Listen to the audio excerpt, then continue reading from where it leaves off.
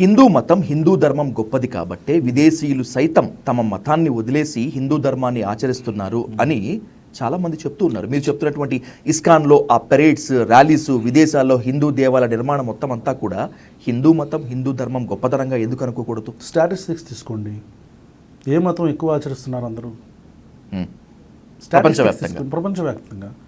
ఏ ధర్మం గొప్పది, ఏ మతం గొప్పది అనేది కాసేపు పక్కన పెడితే స్టాటిస్టిక్స్ తీసుకుందాం కదా.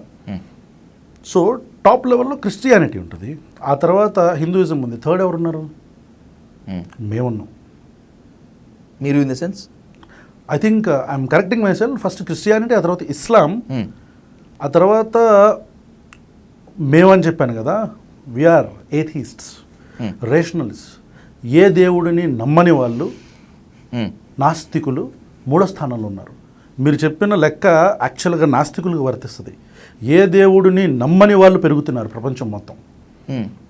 ఈ మధ్య వరల్డ్ వైడ్గా రిలీజ్ చేసినటువంటి ఒక స్టాటిస్టిక్స్ కూడా అదే చెప్తుంది. దేవుడు అనేవాడు కాదు, మనుషులు ఉన్నాం, దేవుడి కోసం కాదు మనుషుల కోసం బతకండి అనే ఒక రేషనల్ హేతువాద దృక్పథం పెరుగుతుంది మనుషుల్లో.